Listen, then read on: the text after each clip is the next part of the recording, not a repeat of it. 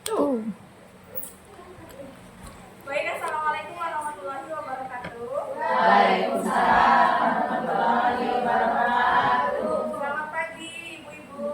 Pagi, Ibu. Sepertinya hari ini bapak-bapak kita lagi berhalangan hadir atau memang tidak ada jam ya. Jadi isinya ibu-ibu semua hari ini ya. Nah, jadi Bu, saya ada tugas dari hasil kemarin. Bahwasanya saya harus melaksanakan pembahasan berbagi ilmu informasi tentang apa yang sudah saya dapatkan di beberapa hari yang lalu, yaitu berkenaan dengan 7 jurus BK hebat, 7 jurus yang sudah disediakan oleh bimbingan dan konseling. Nah, tapi saya hanya mengambil 2. Mudah-mudahan dari 2 yang saya sampaikan ini nanti bisa bermanfaat, bisa digunakan untuk Bapak Ibu dalam pembelajaran untuk pengembangan siswa atau peserta didiknya di kelasnya masing-masing. Nah, sebelum kita mulai, kita pegangan dulu ya Bu ya, biar ibu-ibunya ini agak-agak semangat, agak-agak inilah, bersemangat lah. Oke, berdiri ya ibu-ibu. Oke.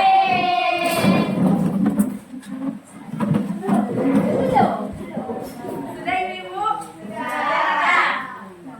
Kita mau tepuk-tepuk, setelah itu nanti kita mau game sedikit ya, biar ibu-ibunya ini gak jenuh.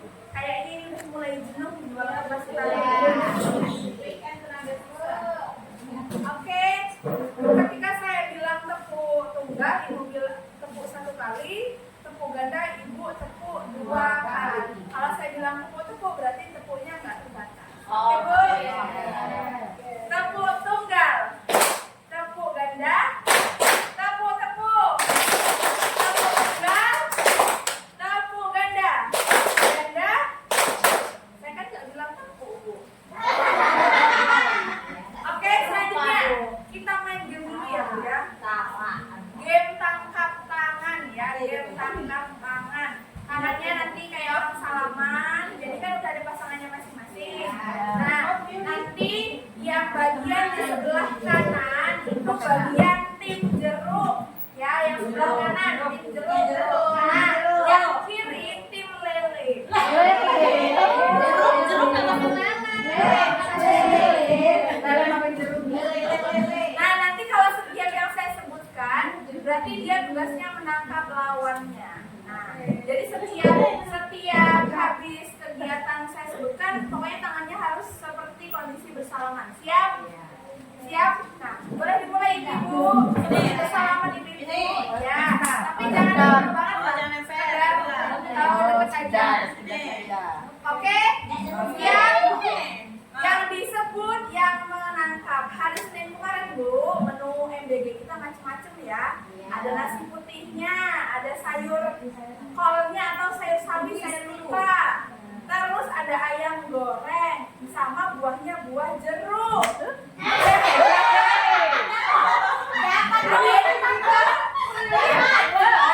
Berarti yang kita untuk belum konsentrasi.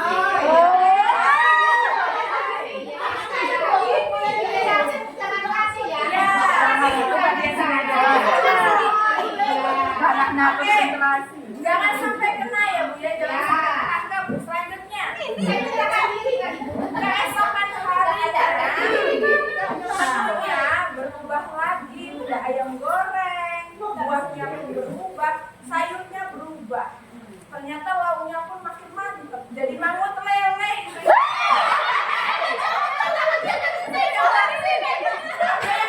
Ibu, sudah mulai konsentrasi.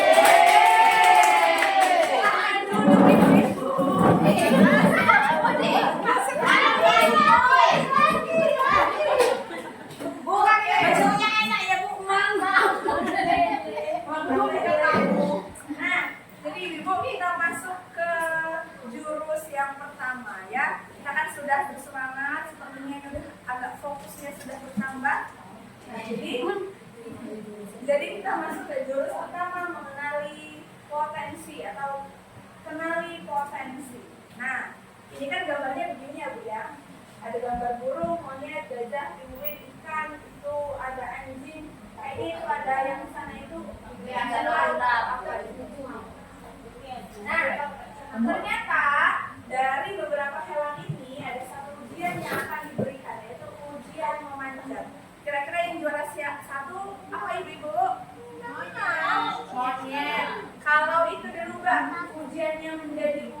bagian berlari, kira-kira yang juara 1 siapa ibu-ibu? Adik. Adik. Nah, kira-kira Bu Selvi, dari yang gambar ini kira-kira maksudnya apa?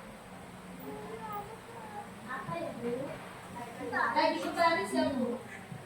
Kira-kira apa Bu? Kalau berkenaan dengan kenali potensi, kira-kira apa?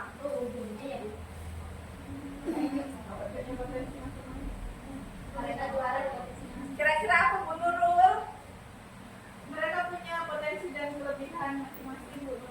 Oke, selain itu apa Bu Selvi? Punya bakat. Punya bakat. Berbeda-beda. Berbeda-beda. Oke, berarti kita simpulkan ya. Ini kita samakan dengan anak-anak kita, peserta didik kita. Jadi kan setiap anak itu punya bakat berbeda, punya potensi yang berbeda, punya kemampuan yang berbeda. Jadi ketika disamakan mengenai ujian yang akan diberikan itu tidak bisa. Jadi kan kita harus mengenali dulu apa sih yang mereka bisa, apa sih potensi mereka. Memang tidak bisa semuanya diberlakukan seperti itu, tapi setidaknya kita tahu potensi dan kecerdasan atau bakat mereka. Nah, selanjutnya ibu-ibu. Nah, ternyata Bu, setiap anak itu memiliki 8 kecerdasan majemuk. Nah, ini kan ada di proyek kita ya Bu ya. Di proyek kita ada yang mereka memilih bernyanyi, memilih melukis, memilih puisi, pidato, dan lain sebagainya. Nah, ini bisa kita gunakan ibu-ibu untuk mengetahui kecerdasan atau potensi dari setiap anak kita masing-masing. Nah, di sini kemarin saya sudah mendapatkan linknya, bisa juga ada aplikasinya. Jadi ketika kita nanti meminta anak itu mengisi di link itu atau aplikasi tersebut, nanti langsung muncul apa sih potensi mereka, apa sih hal-hal yang sesuai dengan minat bakat mereka. Di sini ada 8 jenis kecerdasan majemuk. Nanti ibu linknya atau aplikasinya saya share di grup Bapak Ibu. Ya. Oke. Nah, selanjutnya ini yang paling penting ibu-ibu. Kira-kira kalau kita belajar di kelas ada nggak Bu anaknya yang sering nggak bisa diem? Banyak banget. Ada juga yang dia cuma diam, perhatikan, ada juga ya Bu ya. Nah, ternyata Bu kemarin ketika saya pelatihan, saya ada ilmu untuk mendeteksi cara anak belajar itu bagaimana. Jadi setiap anak itu punya cara belajar beda-beda. Ada yang modelnya hobinya dengerin, ada yang hobinya ngeliat, ada yang hobinya praktek. Biasanya kalau anak yang nggak bisa diam itu Bu yang keliling, itu dia bukan tipe anak yang gaya belajarnya mendengar dan melihat. Pasti dia praktek langsung. Tahu dengan saya? Ini saya sudah dapat linknya, sudah dapat aplikasinya, bisa digunakan nanti dengan ibu-ibu. Misalnya di kelas ya, ibu bagi kelompok, kelompoknya dibagi jadi 3. Jadi tugasnya berbeda. Tugas yang satu yang bagian mendengar, mungkin ibu suruh mereka mendengarkan audio mengenai pidato, puisi dan sebagainya. Terus misalnya kalau yang bagian melihat, mungkin mereka disuruh melihat, mencermati bagian-bagian mana yang penting dan lain sebagainya. Terus sama halnya dengan yang kinestetik, mungkin mereka yang praktek, yang lainnya ini sekedar mendengar, kasih rangkuman dan sebagainya. Nah, yang bagian kinestetik langsung praktek, langsung ke depan. Mungkin itu nanti bisa berguna digunakan ketika pembelajaran. Karena kadang kita tahunya anak ini sama semua, tapi ternyata anak-anak ini berbeda. Jadi nanti bisa saya share terkait link dan aplikasinya, jadi bisa digunakan Bapak Ibu ketika pembelajaran di kelas masing-masing. Nah, ini Bapak Ibu, kalau kita sudah tahu potensi anak kita, khusus mungkin nanti wali kelasnya atau mungkin saya pribadi selaku BK atau kurikulum atau siswaan bisa mengarahkan anak-anaknya mengambil jurusan apa, khusus yang kelas 12. Kalau kita sudah klik link atau pernyataan dari aplikasi yang cek potensi itu, kita bisa mendeteksi anak-anak itu untuk memilih jurusan apa. Memang tidak akurat 100%, tapi kan setidaknya 50% membantu mereka untuk mengarahkan jurusan mereka. Kalau saya kemarin ibu, saya coba, saya tes, ternyata saya interpersonal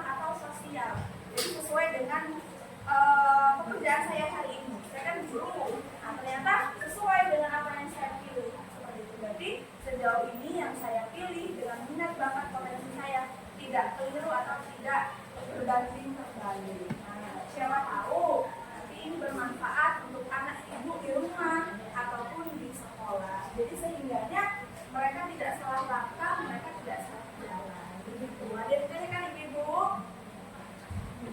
Kira-kira sudah paham? Sudah. Kira-kira sudah tahu nanti apa yang akan dilakukan atau yang akan dibagikan ke siswa atau peserta didiknya? Sudah. Oke, baik. Nah, mungkin di bagian pertama, kenali potensi terus yang pertama, cukup ini saja yang saya sampaikan ke ibu-ibu semua. Semoga ini nanti bisa bermanfaat, bisa digunakan, bisa diimplementasikan di pembelajaran ibu-ibu semuanya. Selanjutnya Bu, saya yang di jurus kedua, kelola emosi.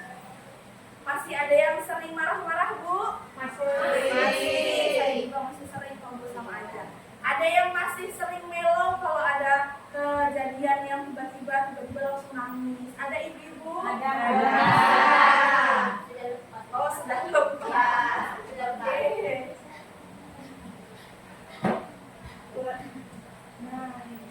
Nah, ibu-ibu kan sudah ada kertas ya di meja masing-masing. Oke.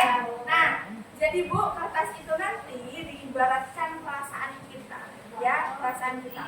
Kalau ibu marahnya udah murka, ibaratnya keselnya luar biasa, boleh disobek, ya, boleh disobek. Tapi kalau sekedar kesel aja, diremas. Nah, tapi kalau ya udah santai aja, saya udah biasa juga, cukup lulus aja. Nah, saya kasih cerita ya Bu, anggap aja ini ibu yang sedang ibu yang mengalami. Misalnya Bu ya, pagi ini ibu ada janji supervisi sama Pak Sunarso. Pagi ini ya Bu ya, pagi ini banget, jam pertama jam 7.15 teng.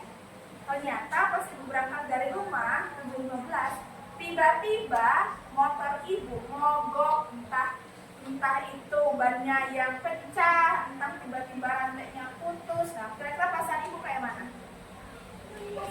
Kesal. Nah, diluapkan ke kertas tersebut. Nah, ternyata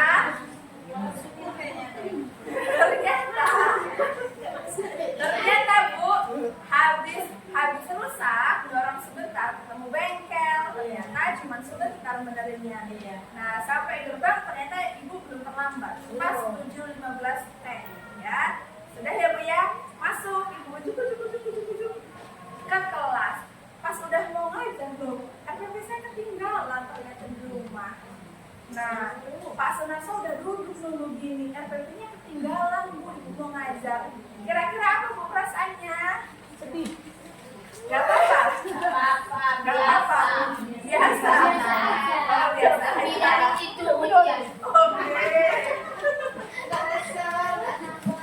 Oke. Nah, ternyata Bu, jarak maghrib apa 10 menit, ada yang ngetok anak, ya, anak. Bu, ini tadi diantarin sama suami ibu, RPP-nya ternyata ketinggalan. Makasih. Rasanya gimana Bu?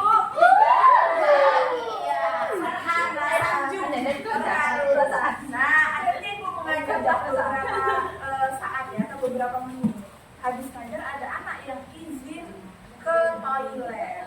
Nah, setelah itu dari istirahat ada yang ngelaporin Bu, ternyata anak yang izin ke toilet pas pembelajaran ibu tadi ternyata merokok di WC. Nah, gimana Bu perasaannya Bu?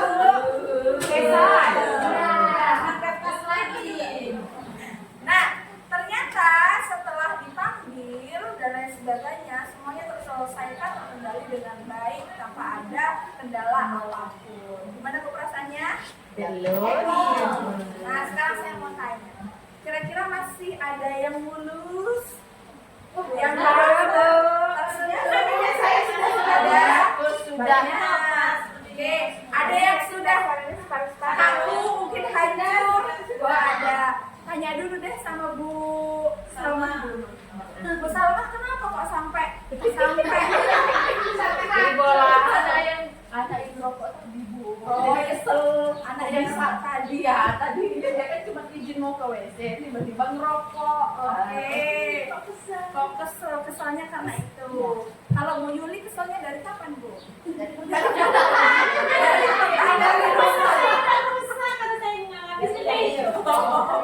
Ini deh. Kalau Bu Nurul, Saya juga pernah mengalami kasusnya cuma pernah merokok bolos ke kantin. oke. Pernah di posisi itu tidak. Jadi keselnya luar biasa. Oke. Luar biasa.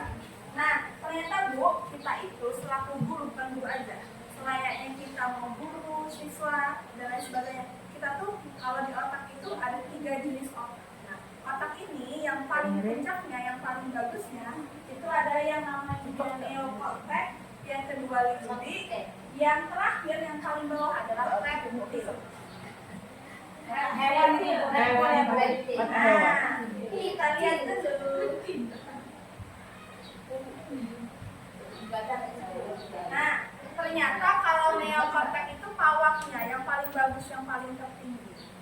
Jadi neokortex ini Bu adalah tipe orang yang tahu solusi setiap masalah, setiap kejadian itu dia tidak diambil pusing. Dia pasti paham loh. Ini nanti ada solusinya. Ini pasti ada penyelesaiannya. Jadi semuanya tidak dianggap hal yang memberatkan bagi dia.